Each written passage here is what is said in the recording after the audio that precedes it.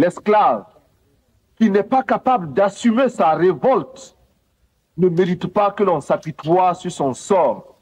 Cet esclave répondra seul de son malheur s'il se fait des illusions sur la condescendance suspecte d'un maître qui prétend l'affranchir. Seule la lutte libère. Et nous en appelons à toutes nos sœurs de toutes les races pour qu'elles montent à l'assaut pour la conquête de leurs droits.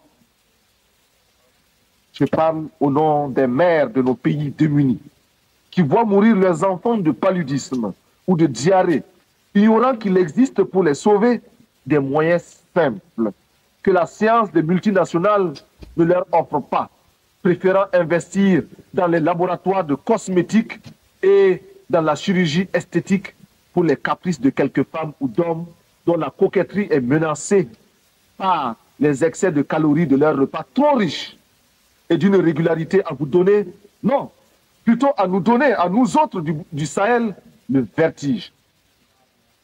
Ces moyens simples, recommandés par l'OMS et l'UNICEF, nous avons décidé de les adopter. Nous jurons, nous proclamons que désormais au Burkina Faso, plus rien ne se fera sans la participation des Burkinabés. Rien qui n'ait été au préalable décidé par nous, élaboré par nous. Il n'y aura plus d'attentat à notre pudeur et à notre dignité. Fort de cette certitude, nous voudrions à tous ceux qui sont à bas la réaction internationale, à bas l'impérialisme, à bas le néocolonialisme, à bas le fantochisme.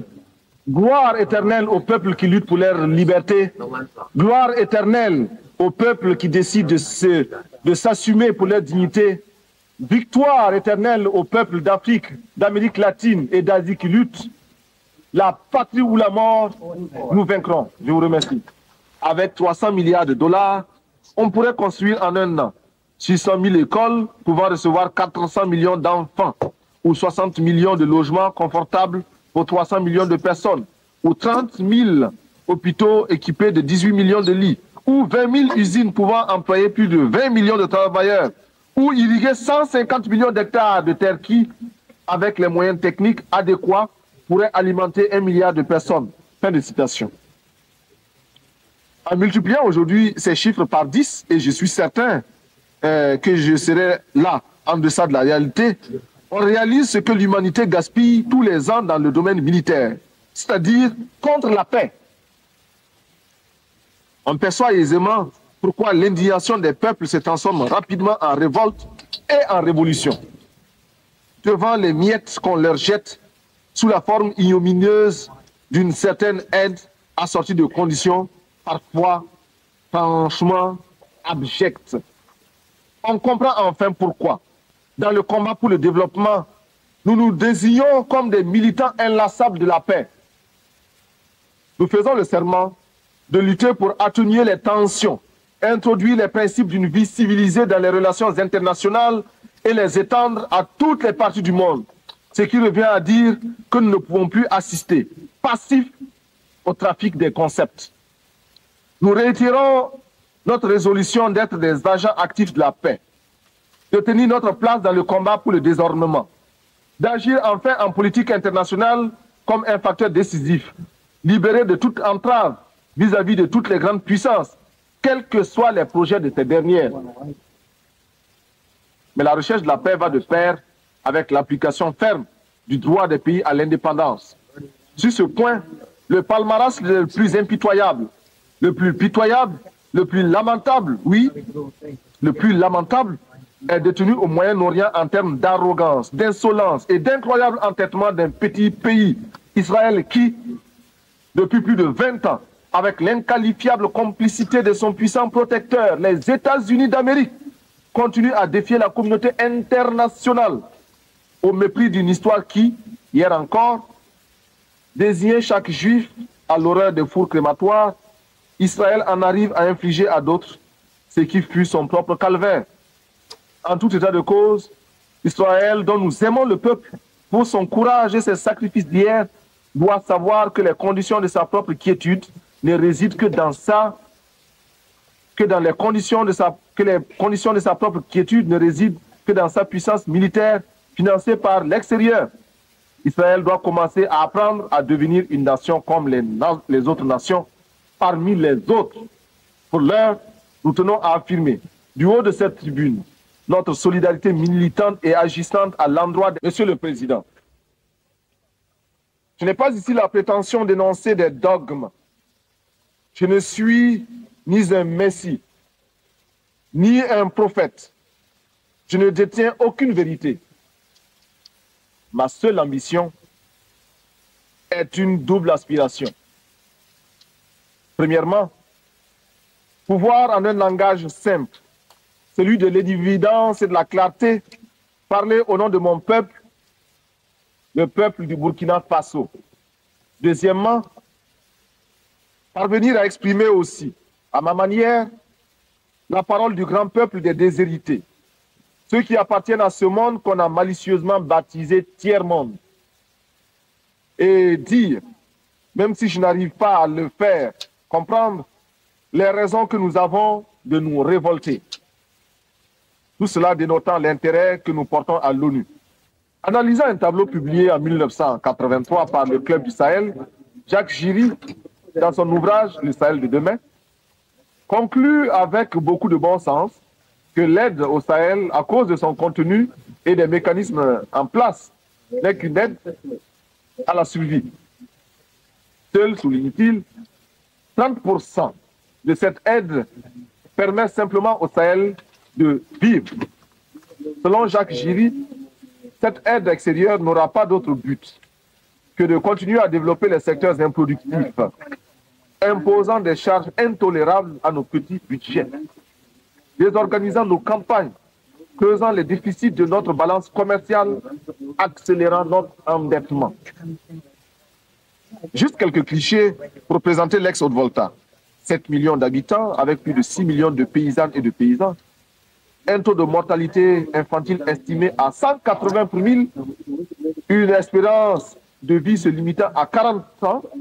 Un taux d'analphabétisme allant jusqu'à 98%. Si nous concevons l'alphabétisé comme celui qui sait lire, écrire et parler une langue. Un médecin pour 50 000 habitants. Un taux de scolarisation de 16%. Et enfin, un produit intérieur brut par tête d'habitant de 53 356 francs CFA, soit à peine plus de 100 $. Le diagnostic, à l'évidence, était sombre. Le plus abject, le plus humiliant pour la conscience humaine, c'est qu'elle soit parvenue à banaliser le malheur des millions d'êtres humains qui n'ont pour se défendre que leur poitrine et l'héroïsme de leurs mains nues. Sur de la complicité des grandes puissances et de l'engagement actif de certaines d'entre elles à ses côtés, ainsi que de la criminelle collaboration de quelques tristes dirigeants africains, la minorité blanche ne se gêne pas pour ridiculiser les États membres, les États d'âme de tous les peuples qui, partout à travers le monde, trouvent intolérable la sauvagerie des méthodes en usage dans ce pays. Il fut un temps où les brigades internationales se constituaient pour aller défendre l'honneur des nations agressées dans leur dignité. Aujourd'hui, malgré la purulence des plaies que nous portons tous à nos flancs, nous allons voter des résolutions dont les seules vertus, nous dira-t-on, serait de conduire à la résipiscence une nation de corsaires qui détruit le sourire comme la grêle tue les fleurs. Monsieur le Président, nous allons bientôt fêter le 150e anniversaire de l'émancipation des esclaves de l'Empire. Il n'y a plus de duperie possible. Le nouvel ordre économique mondial pour lequel nous luttons et continuerons de lutter ne peut se réaliser que si nous parvenons à ruiner l'ancien ordre qui nous ignore, si nous imposons la place qui nous revient dans l'organisation politique du monde, si, prenant conscience de notre importance dans le monde, nous aboutissons au droit de regard et de décision sur les mécanismes qui régissent le corps. Et, comme tous les droits des peuples, ils s'arrachent dans la lutte et par la lutte des peuples. Il ne sera jamais le résultat d'un acte de générosité d'une puissance quelconque. Je conserve en moi la confiance inébranlable confiance partagée avec l'immense communauté des pays non alignés, que sous le coup de boutoir, analysant la situation qui prévaut en Afrique, sur les plans économiques et politiques, ne pouvons pas ne pas souligner les graves préoccupations qui sont les nôtres face aux dangereux défis lancés aux droits des peuples par certaines nations qui, sûres de leurs alliances, bafouent ouvertement la morale internationale. Certes, nous avons le droit de nous réjouir de la décision de retrait des troupes étrangères au Tchad, afin que les Tchadiens, entre eux, sans intermédiaire, cherchent les moyens de mettre fin à cette guerre fratricide et donner enfin à ce peuple qui n'en finit pas de pleurer depuis de nombreux hivernages les moyens de sécher ses larmes. Mais, malgré les progrès enregistrés ça et là par les peuples africains dans leur lutte pour l'émancipation économique, notre continent continue de refléter la réalité essentielle des contradictions entre les grandes puissances, de charrier les insupportables apories du monde contemporain. C'est pourquoi nous tenons pour inadmissible et condamnons sans recours. C'est notre sang qui a nourri l'essor du capitalisme, rendu possible notre dépendance présente et consolidé notre sous-développement. On ne peut plus escamoter la vérité, trafiquer les chiffres. Pour chaque nègre parvenu dans les plantations, 5 au moins connurent la mort ou la mutilation. Et je mets à dessein la désorganisation du continent et les séquelles qui s'en sont suivies. Monsieur le Président, si la terre entière, grâce à vous, avec l'aide du secrétaire général, parvient à l'occasion de cet anniversaire à se convaincre de cette vérité-là, elle comprendra pourquoi, avec toute la tension de notre être, nous voulons la paix entre les nations, pourquoi nous exigeons et réclamons notre droit au développement dans l'égalité absolue, par une organisation et une répartition des ressources humaines. C'est parce que, de toutes les races humaines, nous appartenons à celles qui ont le plus souffert, que nous nous sommes jurés, nous, Burkinabés, de ne plus jamais accepter sur la moindre parcelle de cette terre le moindre déni de justice. C'est le souvenir de cette souffrance qui nous place aux côtés de l'OLP contre les bandes armées d'Israël. C'est le souvenir de cette souffrance qui, d'une part, nous fait soutenir l'ANC et la SWAPO, et d'autre part, nous rend intolérable la présence en Afrique du Sud des hommes qui se disent blancs et qui brûlent le monde à ce titre. C'est enfin ce même souvenir qui nous fait placer en l'Organisation des Nations Unies toute notre foi en un devoir commun, en une tâche commune pour un espoir commun. Nous réclamons que s'intensifie à travers le monde la campagne pour la libération de Nelson Mandela et sa présence effective à la prochaine Assemblée générale de l'ONU comme une victoire de fierté collective. Que soit créé en souvenir de nos souffrances et en termes de pardon collectif, un prix international de l'humanité réconciliée décerné à tous ceux qui, par leur recherche, auraient contribué à la défense des droits de l'homme.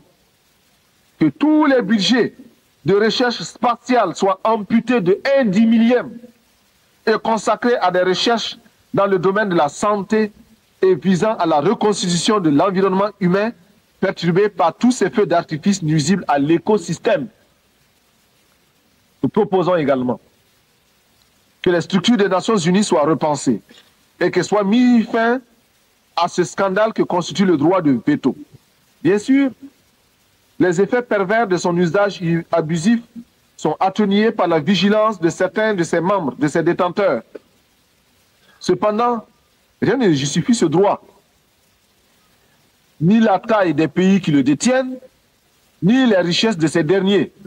Si l'argument développé pour justifier une telle iniquité est le prix payé au cours de la dernière guerre mondiale, que ces nations qui se sont arrogées ces droits sachent que nous aussi, nous avons chacun un oncle ou un père qui, à l'instar de milliers d'autres innocents arrachés au tiers-monde pour défendre les droits bafoués par les hordes hitlériennes, porte lui aussi dans sa chair les meurtrissures des balles nazies.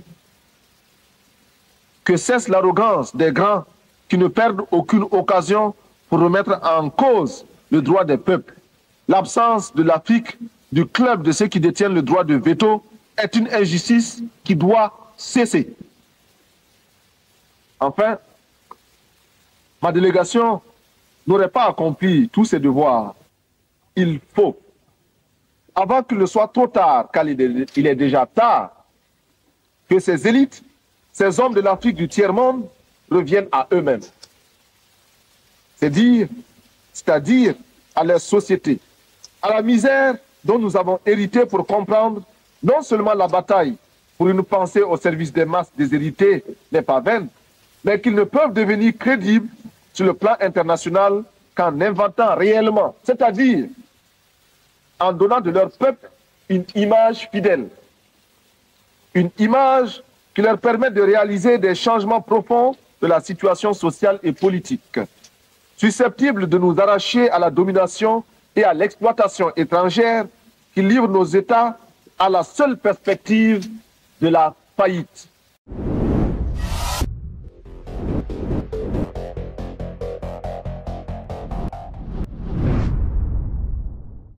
Monsieur le secrétaire général,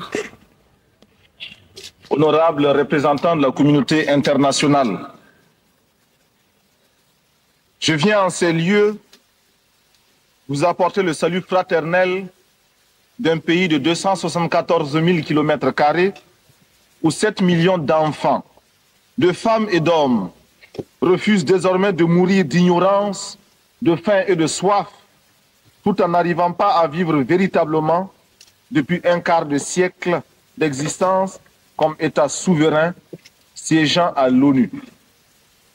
Je viens à cette 39e session vous parler au nom d'un peuple qui, sur la terre de ses ancêtres, a choisi dorénavant de s'affirmer et de s'assumer dans son histoire, dans ses aspects positifs comme dans ses aspects négatifs, sans complexe aucun. Je viens ici enfin, mandaté par le Conseil national de la Révolution du Burkina Faso, pour exprimer les vues de mon peuple concernant les problèmes inscrits à l'ordre du jour et qui constituent la trame tragique des événements qui fissurent douloureusement les fondements du monde en cette fin du XXe siècle. Un monde où l'humanité est transformée en cirque, déchirée par les luttes entre les grands et les semi-grands, battue par les bandes armées, soumises aux violences et aux pillages. Un monde où des nations, se soustrayant à la juridiction internationale, commandent des groupes de hors-la-loi vivant de rapines et organisant d'ignobles trafics de fusils à la main. Monsieur le Président, je n'ai pas ici la prétention d'énoncer des dogmes.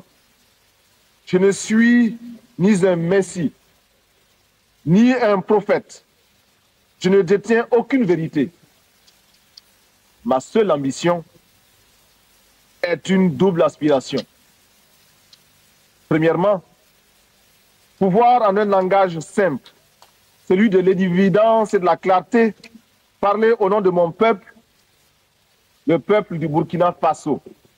Deuxièmement, parvenir à exprimer aussi, à ma manière, la parole du grand peuple des déshérités, ceux qui appartiennent à ce monde qu'on a malicieusement baptisé tiers-monde, et dire, même si je n'arrive pas à le faire, comprendre les raisons que nous avons de nous révolter.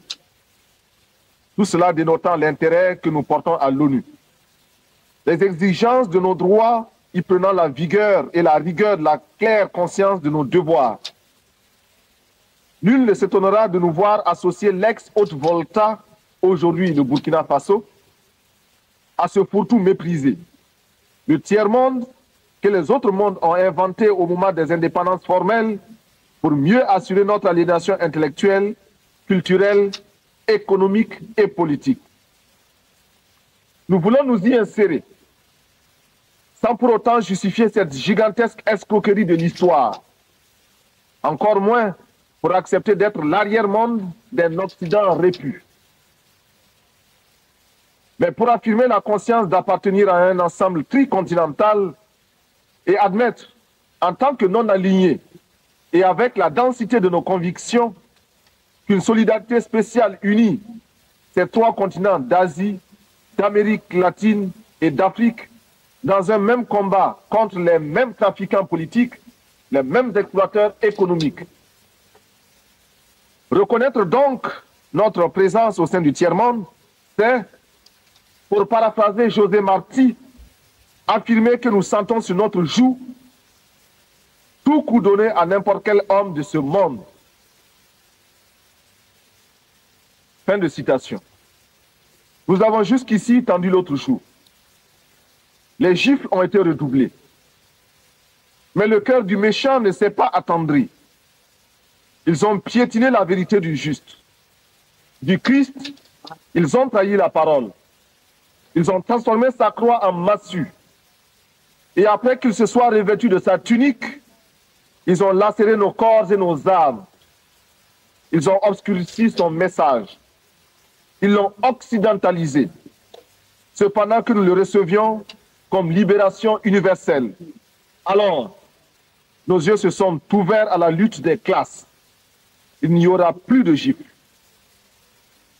Il faut proclamer qu'il ne peut y avoir de salut pour nos peuples que si nous tournons radicalement le dos à tous les modèles que tous les charlatans de même acabit ont essayé de nous vendre 20 années durant. Il ne saurait y avoir pour nous de salut en dehors de ce refus-là. Pas de développement en dehors de cette rupture. Du reste, tous les nouveaux maîtres à penser, sortant de leur sommeil, réveillés par la montée vertigineuse de milliards d'hommes en haillons, effrayés par la menace que fait peser sur leur digestion cette multitude traquée par la faim, commencent à remodeler leurs discours et, dans une quête anxieuse, recherchent une fois de plus, en nos lieux et places, des concepts miracles, de nouvelles formes de développement pour nos pays. Il suffit, pour s'en convaincre, de lire les nombreux actes des innombrables colloques et séminaires. Loin de moi l'idée de tourner en ridicule les efforts patients de ces intellectuels honnêtes qui, parce qu'ils ont des yeux pour voir, découvrent les terribles conséquences des ravages imposés par les 10 spécialistes en développement dans le tiers-monde. La crainte qui m'habite, c'est de voir les résultats de tant d'énergie confisquée par les prospéros de tout genre pour en faire la baguette destinée à nous renvoyer à un monde d'esclavage maquillé au goût de notre temps. Cette crainte se justifie, d'autant plus que la petite bourgeoisie africaine diplômée, sinon celle du tiers-monde, soit par paresse intellectuelle, soit plus simplement parce que, ayant goûté au mode de vie occidental, n'est pas prête à renoncer à ses privilèges. De ce fait, elle l'oublie que toute vraie lutte politique postule un débat théorique rigoureux et elle refuse l'effort de réflexion pour inventer des concepts nouveaux à la hauteur du combat meurtrier qui nous attend. Consommatrice passive et lamentable, elle se regorge de vocables fétichisés par l'Occident, comme elle le fait de son whisky et de son champagne. Dans ces salons à l'harmonie douteuse, on recherchera en vain, depuis les concepts de négritude et d'African personality, marqués maintenant par les temps, des idées vraiment neuves, issues des cerveaux de nos grands, entre guillemets, intellectuels. Le vocabulaire des idées nous viennent d'ailleurs. Nos professeurs, nos ingénieurs et nos économistes se contentent d'y adjoindre des colorants parce que des universités européennes dont ils sont les produits, ils n'ont ramené souvent que leur diplôme et le velours des adjectifs ou des superlatifs. Il est nécessaire, il est urgent que nos cadres et nos travailleurs de la plume apprennent qu'il n'y a pas d'écriture innocente. En ces temps de tempête, nous ne pouvons laisser à nos seuls ennemis d'hier et d'aujourd'hui le monopole de la pensée et de l'imagination et de la créativité. Il faut, avant qu'il ne soit trop tard, car il est déjà tard, que ces élites, ces hommes de l'Afrique du tiers-monde reviennent à eux-mêmes. c'est-à-dire à leur société, à la misère dont nous avons hérité pour comprendre non seulement la bataille pour une pensée au service des masses déshéritées n'est pas vaine, mais qu'ils ne peuvent devenir crédibles sur le plan international qu'en inventant réellement, c'est-à-dire en donnant de leur peuple une image fidèle, une image qui leur permet de réaliser des changements profonds de la situation sociale et politique, susceptibles de nous arracher à la domination et à l'exploitation étrangère qui livre nos États à la seule perspective de la faillite. C'est ce que nous avons perçu. Nous, peuple du Burkina, au cours de cette nuit du 4 août 1983, au premier scintillement des étoiles dans le ciel de notre patrie, il nous fallait prendre la tête des jacqueries qui s'annonçaient dans les campagnes affolées par l'avancée du désert, épuisées par la faim et la soif et délaissées.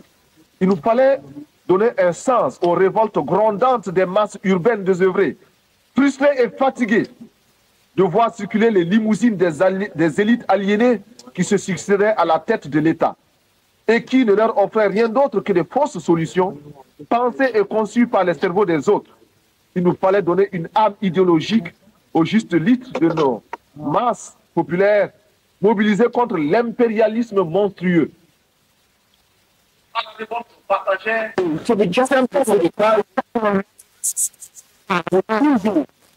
revolution times and the role of population in uprising, which was so one thing. It was more. C'est de la vie de président pour les peuples nantis. De ceux qui respectent à manger à leur faim. How great the country is not. To survive, dignity,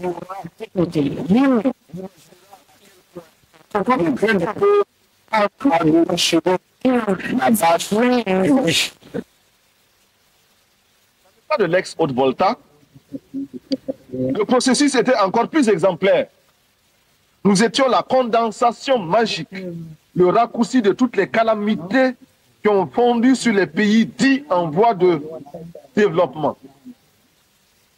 Le témoignage de l'aide, présenté comme panacée et souvent trompetée, sans rime ni raison, est ici éloquent.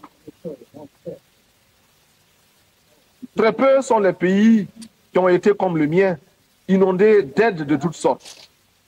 Cette aide est, en principe, censée œuvrer au développement. On cherchera en vain, dans ce qui fut autrefois la Haute-Volta, les signes de ce qui peut relever d'un développement. Les hommes en place, soit par naïveté, soit par égoïsme de classe, n'ont pas pu ou n'ont pas voulu maîtriser ce afflux extérieur, en saisir la portée et exprimer des exigences dans l'intérêt de notre peuple. Analysant un tableau publié en 1983 par le Club du Sahel, Jacques Giry, dans son ouvrage « Le Sahel de demain », conclut avec beaucoup de bon sens que l'aide au Sahel, à cause de son contenu et des mécanismes en place, n'est qu'une aide à la survie. Seul, souligne-t-il, 30% de cette aide permet simplement au Sahel de vivre. Selon Jacques Giry, cette aide extérieure n'aura pas d'autre but que de continuer à développer les secteurs improductifs, imposant des charges intolérables à nos petits budgets, désorganisant nos campagnes, creusant les déficits de notre balance commerciale, accélérant notre endettement. Juste quelques clichés pour présenter l'ex-Haute-Volta. 7 millions d'habitants avec plus de 6 millions de paysannes et de paysans. Un taux de mortalité infantile estimé à 180 pour 1000. Une espérance de vie se limitant à 40 ans.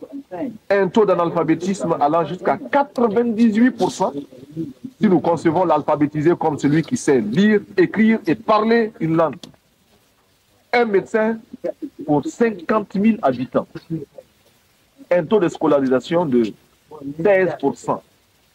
Et enfin, un produit intérieur brut par tête d'habitant de 53 356 francs CFA, soit à peine plus de $100. Le diagnostic, à l'évidence, était sombre. La source du mal était politique. Le traitement ne pouvait qu'être politique.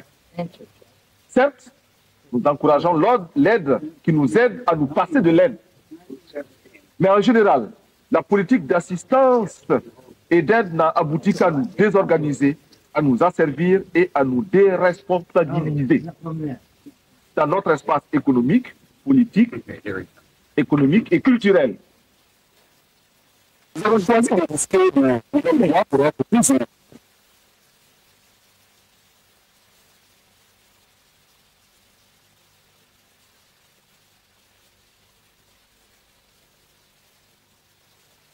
Et jetant de manière abrupte et définitive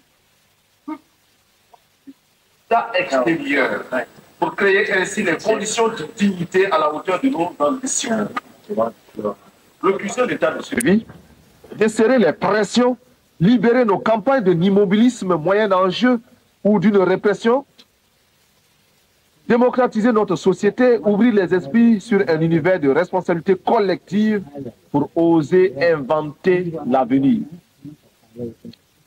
Briser et reconstruire l'administration à travers une autre image du fonctionnaire, plonger notre armée dans le peuple par le travail productif et lui rappeler incessamment que sans formation patriotique, un militaire n'est qu'un criminel en puissance. Tel est notre programme politique. Au plan de la gestion économique, nous apprenons à vivre simplement, à accepter à nous imposer l'austérité afin d'être à même de réaliser de grands desseins. Déjà, grâce à l'exemple de la Caisse de solidarité révolutionnaire, alimentée par les contributions volontaires, nous commençons à répondre aux cruelles questions posées par la sécheresse. Nous avons soutenu et appliqué les principes d'Alma-Ata en élargissant le champ des soins de santé primaires. Nous avons fait nôtre, comme politique d'État, la stratégie globale du Gobi FFF préconisée par l'UNICEF. Par l'intermédiaire de l'UNSO, nous pensons que les Nations Unies devraient permettre aux pays touchés par la sécheresse la mise sur pied d'un plan à moyen et long terme afin de parvenir à l'autosuffisance alimentaire. Pour préparer le XXIe siècle, nous avons, par la création d'une tâche spéciale de la loterie, de la tombola dite « Instruisons nos enfants », lancé une campagne immense pour l'éducation et la formation de nos enfants dans une école nouvelle. Nous avons lancé à travers l'action salvatrice des comités de défense de la Révolution un vaste programme de construction de logements sociaux. 500 en 3 mois, de routes, de petites retenues d'eau, etc. Notre ambition économique est d'œuvrer pour que le cerveau et les bras de chaque Burkinabé puissent au moins lui servir à inventer et à créer de quoi assurer 2 repas par jour et de l'eau potable. Nous jurons, nous proclamons que désormais au Burkina Faso, plus rien ne se fera sans la participation des Burkinabés. Rien qui n'ait été au préalable décidé par nous, élaboré par nous. Il n'y aura plus d'attentat à notre pudeur et à notre dignité. Fort de cette certitude, nous voudrions élargir à tous ceux qui souffrent dans leur chair, tous ceux qui sont bafoués dans leur dignité par une minorité d'hommes ou par un système qui les écrase. Permettez-moi, vous qui m'écoutez, que je le dise. You who are Je listening ne to me parle now, pas seulement let au me nom say du to you, Burkina I Faso, speak not only on behalf of tant Burkina aimé, Faso, my country, mais which également I love so much, au nom but de I tous ceux speak qui ont also on behalf mal of quelque all part. those who are Qui sont dans les ghettos parce qu'ils ont la peau noire ou qu'ils sont de cultures différentes et qui bénéficient d'un statut à peine supérieur à celui d'un animal. Je souffre au nom des Indiens massacrés, écrasés, humiliés et confinés depuis des siècles dans des réserves, afin qu'ils n'espèrent à aucun droit et que leur culture ne puisse s'enrichir en convolant en noces heureuses au contact d'autres cultures, y compris celle de l'envahisseur. Je m'esclave au nom des chômeurs d'un système structurellement injuste et conjoncturellement désaxé, réduit à ne percevoir de la vie que le reflet de celle des plus nantis. Je parle au nom des femmes du monde entier qui souffrent d'un système d'exploitation imposé par les mâles. En ce qui nous concerne, nous sommes prêts à accueillir toutes les suggestions du monde entier nous permettant de parvenir à l'épanouissement total de la femme burkinabé. En retour, nous donnons en partage à tous les pays l'expérience positive que nous entreprenons avec des femmes désormais présentes à tous les échelons de l'appareil d'État et de la vie sociale au Burkina Faso. Des femmes qui butent et proclament avec nous que l'esclave qui n'est pas capable d'assumer sa révolte ne mérite pas que l'on s'apitoie sur son sort. Cet esclave répondra seul de son malheur s'il se fait des illusions sur la condescendance suspecte d'un maître qui prétend l'affranchir. Seule la lutte libère. Et nous en appelons à toutes nos sœurs de toutes les races pour qu'elles montent à l'assaut pour la conquête de leurs droits. Je parle au nom des mères de nos pays démunis qui voient mourir leurs enfants de paludisme ou de diarrhée, ignorant qu'il existe pour les sauver des moyens simples que la science des multinationales ne leur offre pas, préférant investir dans les laboratoires de cosmétiques et dans la chirurgie esthétique pour les caprices de quelques femmes ou d'hommes dont la coquetterie est menacée par les excès de calories de leurs repas trop riches et d'une régularité à vous donner, non, plutôt à nous donner, à nous autres du Sahel, le vertige. Ces moyens simples, recommandés par l'OMS et l'UNICEF, nous avons décidé de les adopter et de les populariser. Je parle au nom des artistes, poètes, peintres, sculpteurs, musiciens, acteurs, etc. Hommes de bien qui voient leur art se prostituer par l'alchimie des prestidigitations du show business. J'écris au nom des journalistes qui sont réduits soit au silence, soit au mensonge pour ne pas subir les dures lois du chômage. Je proteste au nom des sportifs du monde entier dont les muscles sont exploités par les systèmes politiques ou les négociants de l'esclavage moderne des stades. Mon pays est un concentré de tous les malheurs des peuples, une synthèse douloureuse de toutes les souffrances de l'humanité, mais aussi et surtout des espérances de notre lutte. Mais c'est pourquoi je vibre naturellement au nom des malades qui scrutent avec anxiété les horizons d'une science accaparée par les marchands de canons. Mes pensées vont à tous ceux qui sont touchés par la destruction de la nature et à ces 30 millions qui vont mourir comme chaque année abattus par la redoutable arme de la faim.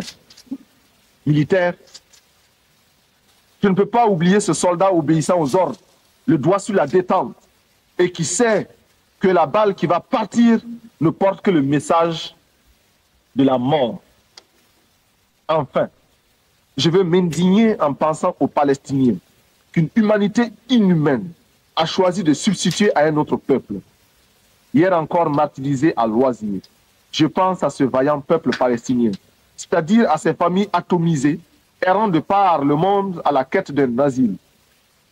Courageux, déterminés, stoïques et infatigables, les Palestiniens rappellent à chaque conscience humaine la nécessité et l'obligation morale de respecter les droits d'un peuple.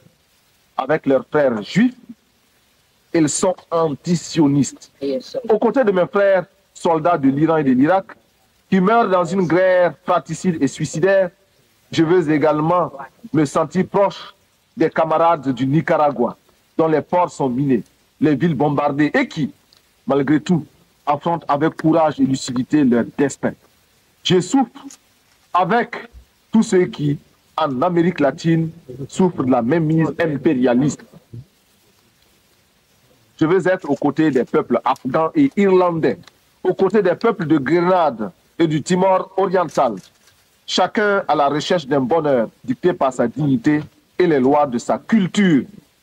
Je m'élève ici, au nom de tous ceux qui cherchent vainement dans quel forum de ce monde ils pourront faire entendre leur voix et la faire prendre en considération réellement. Sur cette tribune, beaucoup m'ont précédé. D'autres viendront après moi.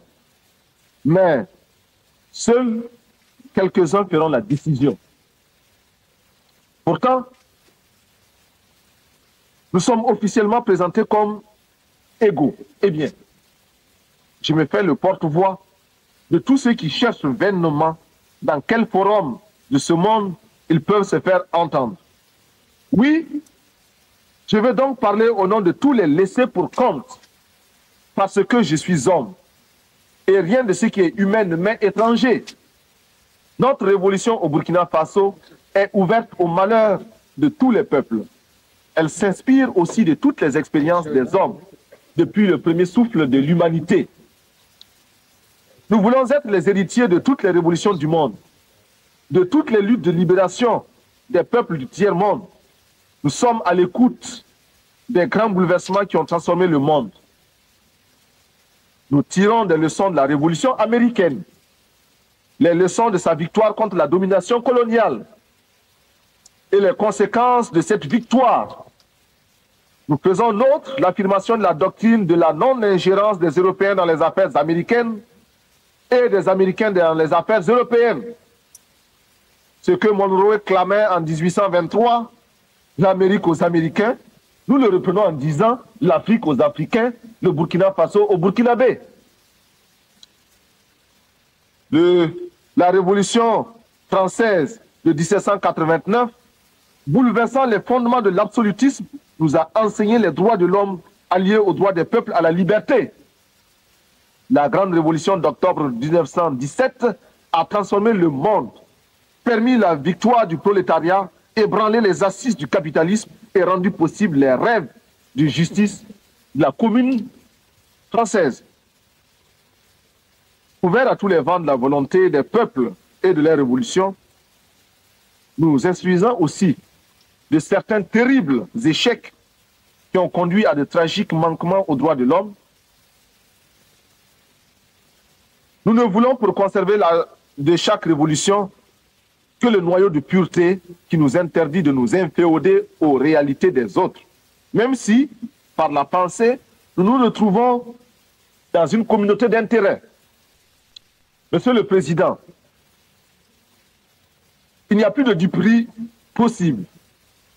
Le nouvel ordre économique mondial pour lequel nous luttons et continuerons de lutter ne peut se réaliser que si nous parvenons à ruiner l'ancien ordre qui nous ignore, si nous imposons la place qui nous revient dans l'organisation politique du monde, si, prenant conscience de notre importance dans le monde, nous aboutissons au droit de regard et de décision sur les mécanismes qui régissent le code.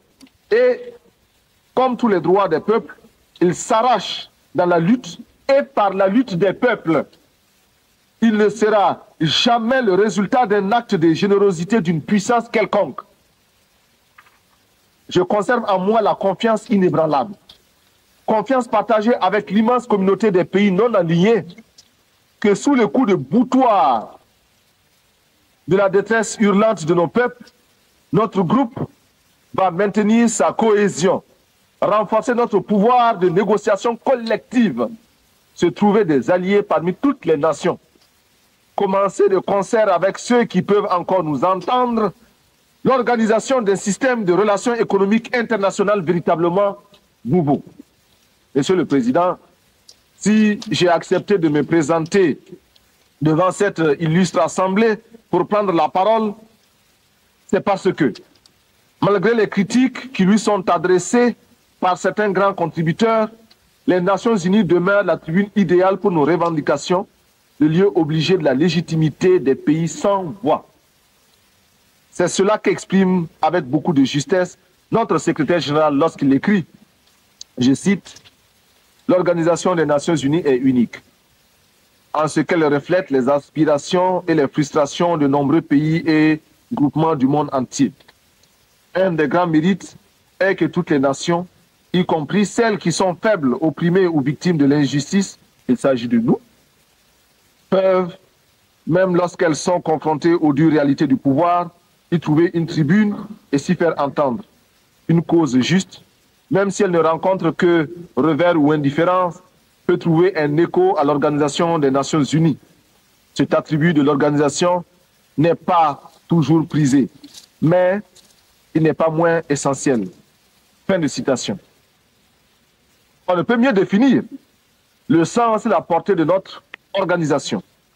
Aussi, est-il pour chacun de nous un impératif catégorique de consolider les assises de notre organisation, de lui donner les moyens de son action. Nous adoptons en conséquence les propositions faites à cette fin par le secrétaire général pour sortir l'organisation des nombreuses impasses, soigneusement entretenues par le jeu des grandes puissances, afin de la discréditer aux yeux de l'opinion publique. Monsieur le Président, reconnaissant les mérites, même limités de notre organisation, je ne peux que me réjouir de la voir compter de nouveaux adhérents. C'est pourquoi la délégation burkinabé salue l'entrée du 159e membre de notre organisation, l'État du Brunei Darussalam. C'est la déraison de ceux entre les mains desquels la direction du monde est tombée par le hasard des choses, qui fait obligation au mouvement des pays non alignés auxquels, je l'espère, se joindra bientôt l'État du Brunei Darussalam, de se considérer comme un des objectifs permanents de sa lutte. Le combat pour le désarmement sont des aspects essentiels parmi les premières conditions de notre droit au développement. Il faut, à notre avis, des études sérieuses, prenant en compte tous les éléments qui ont conduit aux calamités qui ont fondu sur le monde. À ce titre, le président Fidel Castro, en 1979, a admirablement exprimé notre point de vue à l'ouverture du 6e sommet des non-alignés, lorsqu'il déclarait, je cite, « Avec 300 milliards de dollars, on pourrait construire en un an 600 000 écoles pouvant recevoir 400 millions d'enfants, ou 60 millions de logements confortables pour 300 millions de personnes, ou 30 000 hôpitaux équipés de 18 millions de lits, ou 20 000 usines pouvant employer plus de 20 millions de travailleurs, ou irriguer 150 millions d'hectares de terres qui, avec les moyens techniques adéquats, pourraient alimenter 1 milliard de personnes. » Fin de citation. En multipliant aujourd'hui ces chiffres par 10, et je suis certain que je serai là, en deçà de la réalité, on réalise ce que l'humanité gaspille tous les ans dans le domaine militaire, c'est-à-dire contre la paix. On perçoit aisément pourquoi l'indignation des peuples se transforme rapidement en révolte et en révolution, devant les miettes qu'on leur jette sous la forme ignominieuse d'une certaine aide assortie de conditions parfois franchement abjectes. On comprend enfin pourquoi, dans le combat pour le développement, nous nous désignons comme des militants inlassables de la paix. Nous faisons le serment de lutter pour atténuer les tensions, introduire les principes d'une vie civilisée dans les relations internationales et les étendre à toutes les parties du monde. Ce qui revient à dire que nous ne pouvons plus assister, passifs, au trafic des concepts. Nous réitérons notre résolution d'être des agents actifs de la paix, de tenir notre place dans le combat pour le désarmement, d'agir enfin en politique internationale comme un facteur décisif, libéré de toute entrave vis-à-vis de toutes les grandes puissances, quels que soient les projets de ces dernières. Mais la recherche de la paix va de pair avec l'application ferme du droit des pays à l'indépendance. Sur ce point, le palmarès le plus impitoyable, le plus pitoyable, le plus lamentable, oui, le plus lamentable, est détenu au Moyen-Orient en termes d'arrogance, d'insolence et d'incroyable entêtement d'un petit pays, Israël, qui, depuis plus de 20 ans, avec l'inqualifiable complicité de son puissant protecteur, les États-Unis d'Amérique, continue à défier la communauté internationale au mépris d'une histoire qui, hier encore, désignait chaque juif à l'horreur des fours crématoires. Israël en arrive à infliger à d'autres ce qui fut son propre calvaire. En tout état de cause, Israël, dont nous aimons le peuple, pour son courage et ses sacrifices d'hier, doit savoir que les conditions de sa propre quiétude ne résident que dans les conditions de sa propre quiétude ne résident que dans sa puissance militaire financée par l'extérieur. Israël doit commencer à apprendre à devenir une nation comme les autres nations, parmi les autres. Pour l'heure, nous tenons à affirmer, du haut de cette tribune, notre solidarité militante et agissante à l'endroit des combattants, femmes et hommes de ce peuple merveilleux de la Palestine, parce que nous savons qu'il n'y a pas de souffrance sans fin. Monsieur le Président, analysant la situation qui prévaut en Afrique sur les plans économiques et politiques, ne pouvons pas ne pas souligner les graves préoccupations qui sont les nôtres face aux dangereux défis lancés aux droits des peuples par certaines nations qui, sûres de leurs alliances, bafouent ouvertement la morale internationale. Certes, nous avons le droit de nous réjouir de la décision de retrait des troupes étrangères au Tchad, afin que les Tchadiens, entre eux, sans intermédiaire, cherchent les moyens de mettre fin à cette guerre fratricide et donner enfin à ce peuple qui n'en finit pas de pleurer depuis de nombreux hivernages les moyens de sécher ses larmes. Mais, malgré les progrès enregistrés ça et là par les peuples africains dans leur lutte pour l'émancipation économique, notre continent continue de refléter la réalité essentielle des contradictions entre les grandes puissances, de charrier les insupportables apories du monde contemporain. C'est pourquoi nous tenons pour inadmissible et condamnons sans recours le sort fait au peuple du Sahara occidental par le royaume du Maroc, qui se livre à des méthodes dilatoires pour retarder l'échéance qui, de toute façon, lui sera imposée par la volonté du peuple sahraoui. Pour avoir visité personnellement les régions libérées par le peuple sahraoui, j'ai acquis la confirmation que plus rien désormais ne saurait entraver sa marche vers la libération totale de son pays sous la conduite militante et éclairée du Front Polisario. Monsieur le Président, je ne voudrais pas trop m'étendre sur la question de Mayotte et des îles de l'archipel malgache. Lorsque les choses sont claires, lorsque les principes sont évidents, point n'est besoin d'élaborer. Mayotte appartient aux Comores. Les îles de l'archipel sont malgaches. En Amérique latine, nous saluons l'initiative du groupe de Contadora, qui constitue une étape positive dans la recherche d'une solution juste à la situation explosive qui y prévaut. Le commandant Daniel Ortega, au nom du peuple révolutionnaire du Nicaragua, a fait ici des propositions concrètes et posé des questions de fond acquis de droit. Nous attendons de voir la paix s'installer dans son pays en Amérique centrale le 15 octobre prochain et après le 15 octobre. Et nous prenons à témoin l'opinion publique mondiale. De même que nous avons condamné l'agression étrangère de l'île de Grenade, de même nous fustigeons toutes les interventions étrangères. C'est ainsi que nous ne pouvons sans nous taire face à l'intervention militaire étrangère en Afghanistan. Il est cependant un point, mais dont la gravité exige de chacun de nous une explication franche et décisive. Cette question, pour mettre impunément ses voisins aux lois du banditisme. Non. Le plus abject, le plus humiliant pour la conscience humaine, c'est qu'elle soit parvenue à banaliser le malheur des millions d'êtres humains qui n'ont pour se défendre que leur poitrine et l'héroïsme de leurs mains nues. Sur de la complicité des grandes puissances et de l'engagement actif de certaines d'entre elles à ses côtés, ainsi que de la criminelle collaboration de quelques tristes dirigeants africains, la minorité blanche ne se gêne pas pour ridiculiser les États membres, les États d'âme de tous les peuples qui, partout à travers le monde, trouvent intolérable la sauvagerie des méthodes en usage dans ce pays. Il fut un temps où les brigades internationales se constituaient pour aller défendre l'honneur des nations agressées dans leur dignité. Aujourd'hui, malgré la purulence des plaies que nous portons tous à nos flancs, nous allons voter des résolutions dont les seules vertus, nous dira-t-on, serait de conduire à la résipiscence une nation de corsaires qui détruit le sourire comme la grêle tue les fleurs. Monsieur le Président, Nous allons bientôt fêter le 150e anniversaire de l'émancipation des esclaves de l'Empire britannique.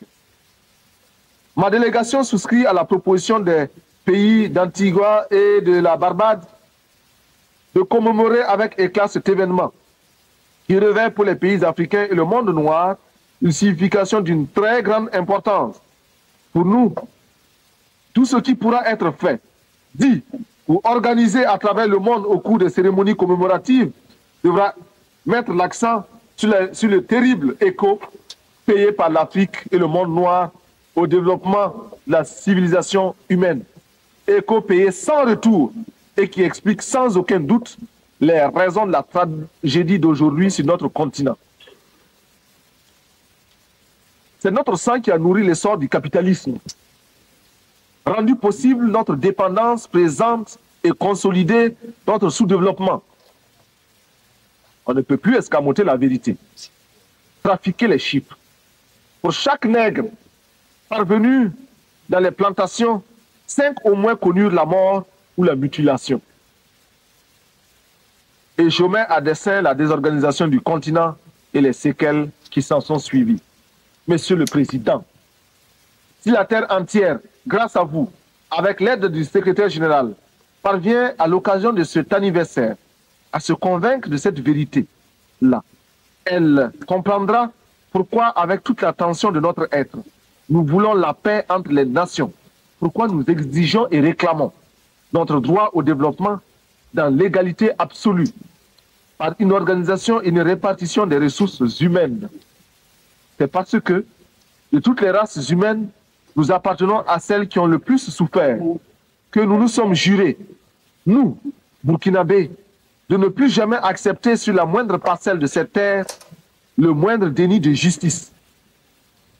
C'est le souvenir de cette souffrance qui nous place aux côtés de l'OLP contre les bandes armées d'Israël.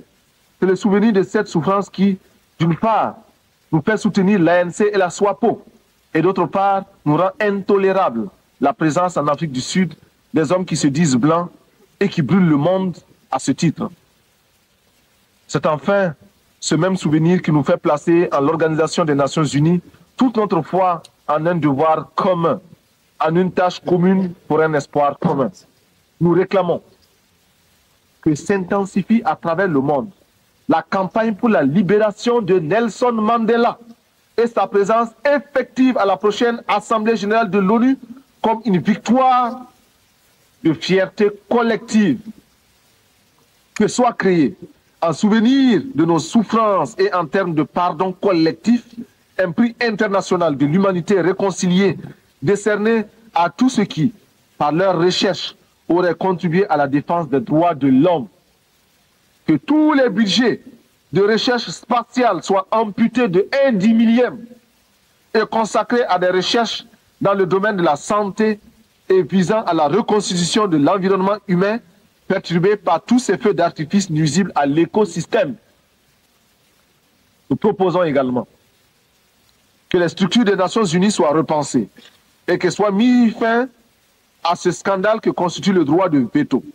Bien sûr, les effets pervers de son usage abusif sont atténués par la vigilance de certains de ses membres, de ses détenteurs. Cependant, rien ne justifie ce droit. Ni la taille des pays qui le détiennent, ni les richesses de ces derniers. Si l'argument développé pour justifier une telle iniquité est le prix payé au cours de la dernière guerre mondiale, que ces nations qui se sont arrogées ces droits sachent que nous aussi, nous avons chacun un oncle ou un père qui, à l'instar de milliers d'autres innocents arrachés au tiers-monde pour défendre les droits bafoués par les hordes hitlériennes, porte lui aussi dans sa chair les meurtrissures des balles nazies. Que cesse l'arrogance des grands qui ne perdent aucune occasion pour remettre en cause le droit des peuples. L'absence de l'Afrique du club de ceux qui détiennent le droit de veto est une injustice qui doit cesser. Enfin, ma délégation n'aurait pas accompli tous ses devoirs si elle n'exigeait pas la suspension d'Israël et le dégagement pur et simple de l'Afrique du Sud de notre organisation lorsque à la faveur du temps, ces pays auront opéré la mutation qui les introduira dans la communauté internationale. Chacun de nous, et mon pays en tête, devra les accueillir à l'extermination de 30 millions d'êtres humains chaque année par l'arme de la faim qui, de nos jours, fait plus de ravages que l'arme nucléaire. Cette confiance et cette foi en l'organisation me fait obligation de remercier le secrétaire général, M. Xavier Pérez de Cuéllar, de la visite tant appréciée qu'il nous a faite pour constater sur le terrain les dures réalités de notre existence et se donner une image fidèle de l'aridité du Sahel et de la tragédie du désert conquérant. Je ne saurais terminer sans rendre hommage aux éminentes qualités de notre président qui saura, avec la clairvoyance que nous lui connaissons, diriger les travaux de cette 39e session. Monsieur le Président, j'ai parcouru des milliers de kilomètres. Je suis venu ici pour demander à chacun de vous que nous puissions mettre ensemble nos efforts pour que cesse la morgue des gens qui n'ont pas raison, pour que s'efface le triste spectacle des enfants qui meurent de faim, pour que disparaisse l'ignorance, pour que triomphe la rébellion légitime des peuples, pour que se taise le bruit des armes et qu'enfin, avec une seule et même volonté, luttant pour la survie de l'humanité, nous parvenions à chanter en chœur avec le grand poète Novalis, je cite, « Bientôt, les astres reviendront visiter la terre d'où ils se sont éloignés pendant nos temps obscurs. Le soleil déposera son spectre sévère, reviendra étoilé parmi les étoiles. Toutes les races du monde se rassembleront à nouveau après une longue séparation. Les vieilles familles orphelines se retrouveront et chaque jour verra de nouvelles retrouvailles, de nouveaux embrassements. Alors, les habitants du temps jadis reviendront vers la terre. En chaque tombe se réveillera la cendre éteinte. Partout brûleront à nouveau les flammes de la vie. Les vieilles demeures seront rebâties, les temps anciens se renouvelleront et l'histoire sera le rêve d'un présent à l'étendue infinie. À bas la réaction internationale, à bas l'impérialisme, à bas le néocolonialisme, à bas le fantoschisme. Gloire éternelle aux peuples qui luttent pour leur liberté. Gloire éternelle aux peuples qui décident de s'assumer pour leur dignité. Victoire éternelle aux peuples d'Afrique, d'Amérique latine et d'Asie qui luttent. La patrie ou la mort, nous vaincrons. Je vous remercie.